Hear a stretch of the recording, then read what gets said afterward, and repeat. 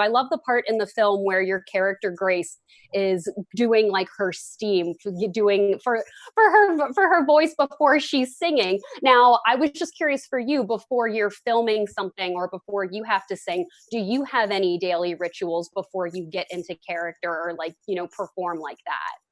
I think the biggest thing was I stopped eating dairy altogether because I wanted clear vocal cords.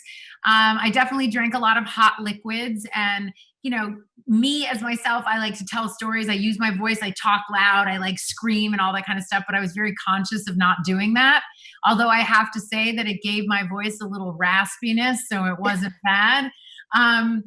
But I maybe if when I continue this singing adventure, I will learn more things. But mostly, it was the same way I take care of myself for my acting. I always find it interesting in movies and shows where like we are in a fictional world with but real life actors are mentioned. I love this scene where Michael B. Jordan's mentioned. I'm not going to give it away for the audience, but I was like, my ears popped up. I was like, so I'm curious for you, is that something, did you guys have to get permission for that? Why was he chosen specifically for that? I don't think we got permission per se.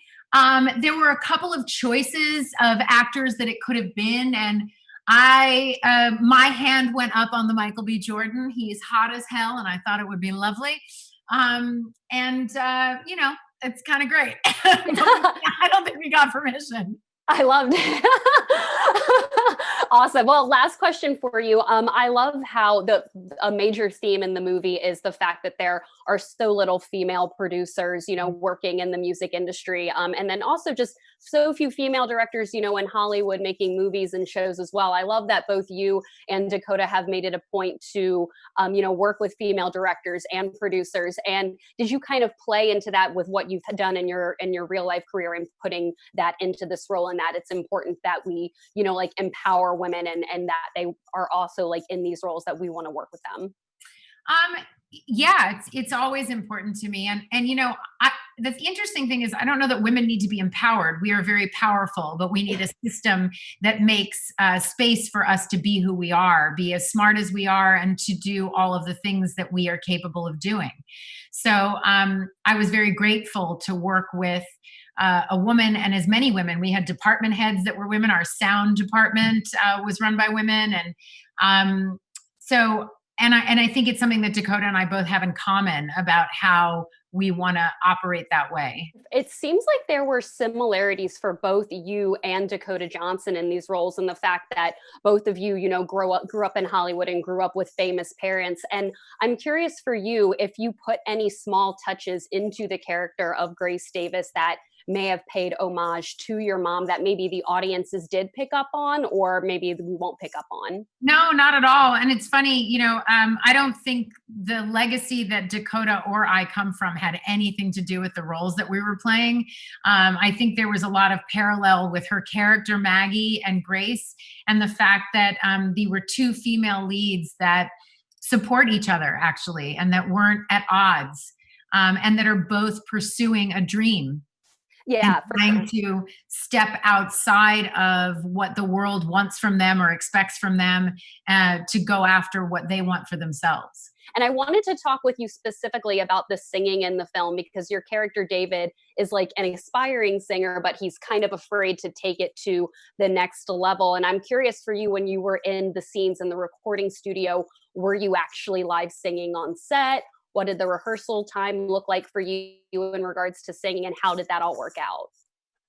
There were so many pieces of it. It was just it was one thing to kind of like record an album, I guess, and then there's another thing to record an album and for a movie.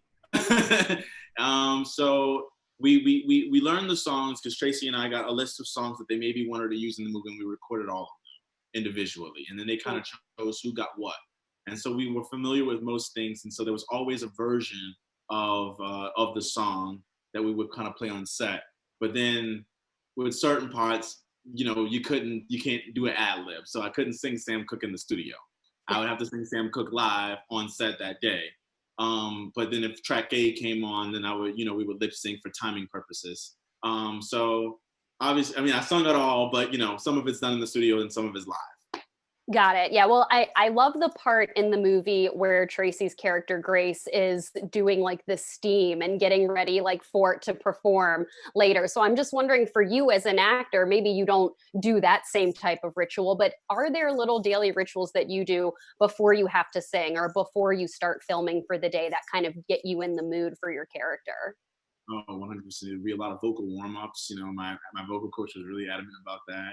I would start the day off with obviously sleep, get a lot of sleep, wake up, drink a lot of water. I also had to keep on a lot of weights. I had to eat a lot, and that was not fun. But naturally, just like a string bean. But it was drinking tea and throat coat and stuff like that, and with honey and a little bit of lemon, and just constantly keeping that going to keep the vocal cords warm and going on vocal rest at moments. So only speaking when I needed to and sing when I needed to, and just doing stuff that a singer would do. If I guess if they were doing a concert, because that's what Yeah. we were on tour for 2 months. Because we were Yeah. just constantly. Well, I love that, a big part of the theme in the movie is that there is a lack of female producers in the music industry. And obviously, I feel like in you and your filmography, you've made it a great point to work with female directors and work with executive producers. I love the photograph too, by the way. So I mean, when you're working with a female director and female producers, is that something that you're consciously trying to do in regards to your career, or is that something that's just kind of happened naturally for you?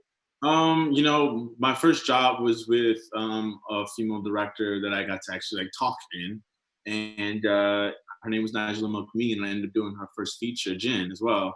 Mhm. I think it was a combination of it. Once I got introduced to it and met Nigella, I got to hear her perspective on how hard it was in the industry and how much it was important that she had support. And I think when you have like a point of reference and you have an education on it, then you make it your responsibility at a certain point to make sure you're seeking them out. So that's when I want to work with Dee Rees, and I got to do Mudbound, and I want to work with her again. I was talking to my manager about her yesterday. I want to work with the Prince by the Wood, if I would. I want to work with Stella McGee, Mhm. So it's being conscientious of it, and not necessarily bumping it out of the equation just because it makes Well, no sense.